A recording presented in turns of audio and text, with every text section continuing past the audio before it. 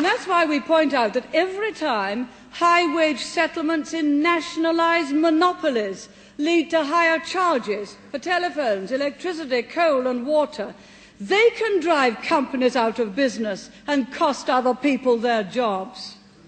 If spending money like water was the answer to our country's problems, we would have no problems now. Because if ever a nation has spent and spent again, ours has. And today that dream is over.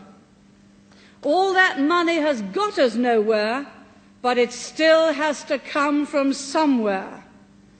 And those who urge us to relax the squeeze, to spend yet more money indiscriminately in the belief that will help the unemployed and the small businessman, are not being kind or compassionate or caring.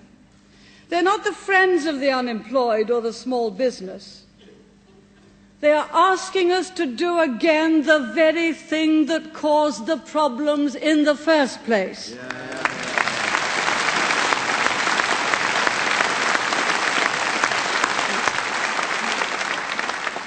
Now, we've made these points repeatedly. Indeed, Mr. Chairman, I am accused of lecturing or preaching about them.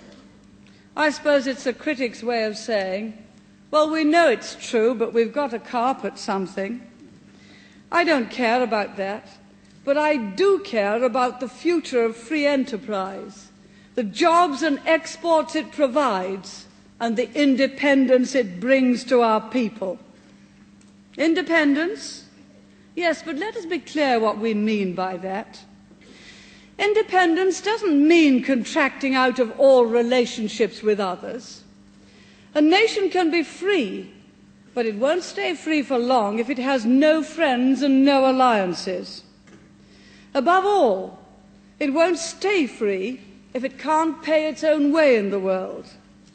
And by the same token, an individual needs to be part of a community and to feel that he is part of it. There's more to this than the chance to earn a living for himself and his family, essential though that is.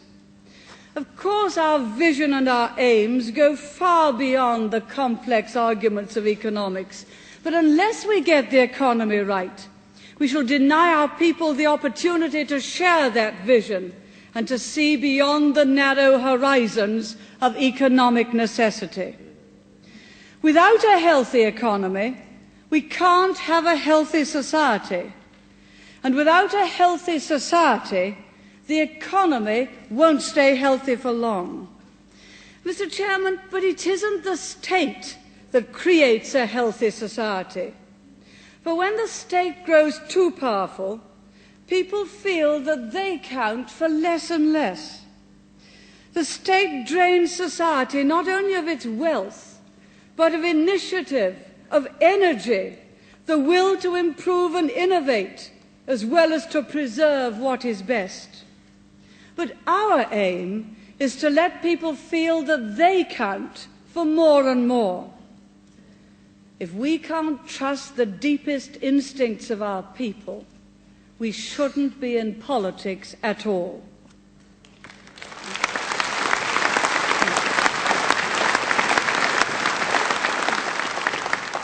And Mr. Chairman, some aspects of our present society really do offend those instincts.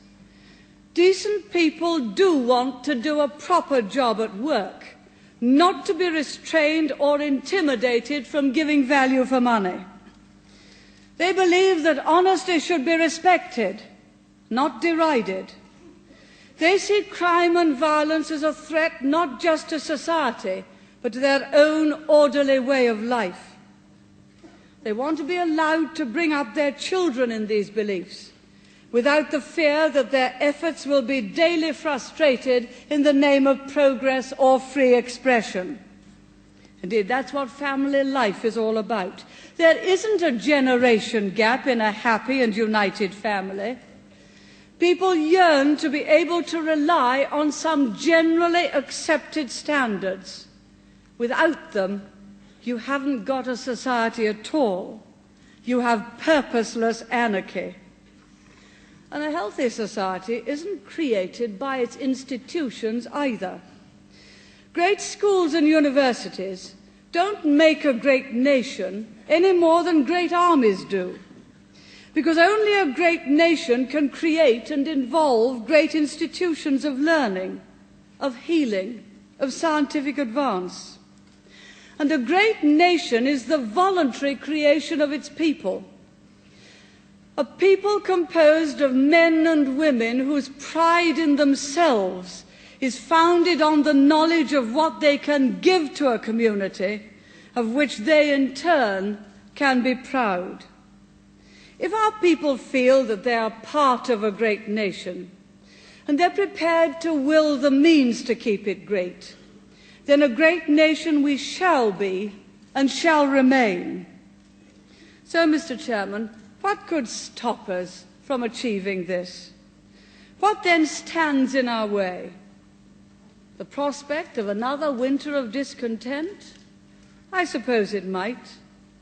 But I prefer to believe that certain lessons have been learned from experience, that we're coming slowly, painfully, to an autumn of understanding, and I hope it will be followed by a winter of common sense.